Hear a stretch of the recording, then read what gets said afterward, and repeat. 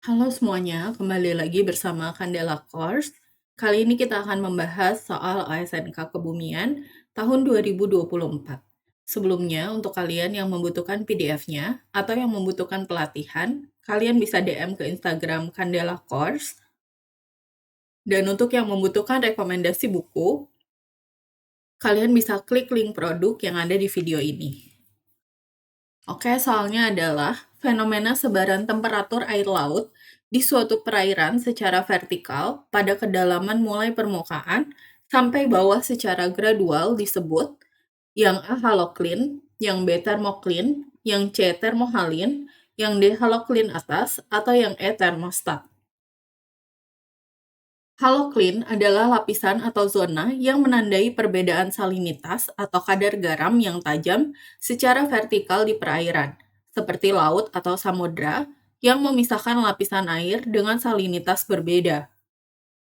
Haloklin terjadi ketika ada pertemuan antara air dengan salinitas tinggi, misalnya air laut, dengan air yang lebih tawar atau yang memiliki salinitas rendah.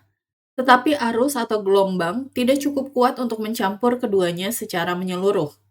Hal ini menciptakan lapisan yang jelas dengan perbedaan salinitas yang signifikan. Jadi, definisi dari haloklin adalah perbedaan salinitas yang tajam secara vertikal di perairan. Penyebabnya adalah pertemuan air dengan salinitas berbeda, tinggi dan rendah, yang tidak tercampur sempurna. Efeknya membentuk lapisan-lapisan yang memisahkan air dengan salinitas berbeda.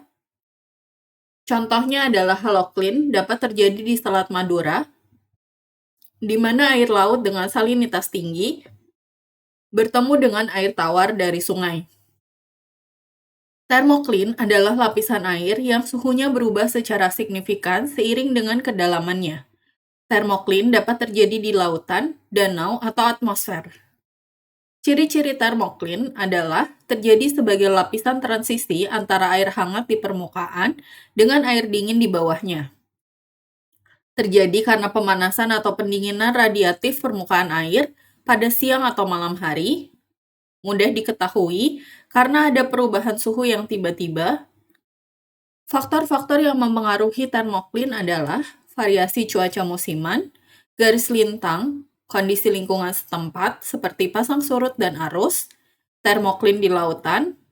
Di lautan, termoklin membagi lapisan campuran atas dari air dalam yang tenang di bawahnya.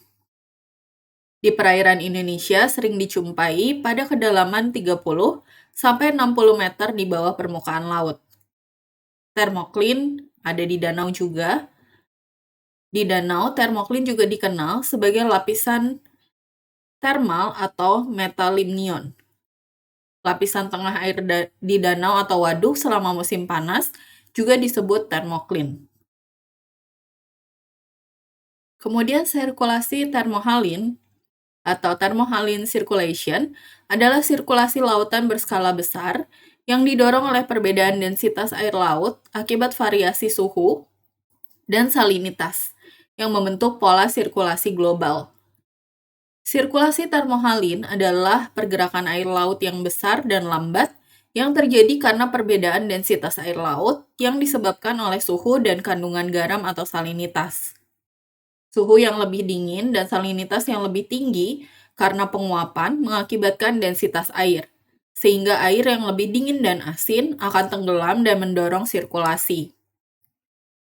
Prosesnya adalah air permukaan yang lebih hangat dan asin di dekat ekuator bergerak ke kutub, mendingin dan menjadi lebih asin karena es terbentuk. Air yang lebih dingin dan asin ini kemudian tenggelam dan mengalir kembali ke arah ekuator, membentuk sirkulasi global yang dikenal sebagai sabuk konveyor lautan. Sirkulasi termohalin sangat penting dalam mengatur iklim global, karena berperan dalam transportasi panas dan nutrisi di lautan. Contohnya adalah sirkulasi termohalin di Samudra Atlantik, misalnya membawa air hangat dari Teluk Meksiko ke Eropa Barat, yang menyebabkan iklim di Eropa Barat lebih hangat daripada wilayah dengan lintang yang sama di belahan bumi lainnya. Kemudian termostat adalah komponen yang mengatur suhu dalam suatu sistem. baik itu sistem pemanasan, pendinginan, atau sistem pendingin mesin kendaraan, dengan cara mendeteksi suhu dan mengontrol aliran cairan atau energi untuk menjaga suhu tetap stabil. Jadi, untuk pilihan jawaban yang paling tepat adalah yang B, fenomena sebaran temperatur air laut di suatu perairan secara vertikal pada kedalaman mulai permukaan sampai bawah secara gradual disebut thermocline. Oke, terima kasih sudah belajar bersama Candela Course. Jangan lupa untuk join member, like, share, komen, dan subscribe. Semangat!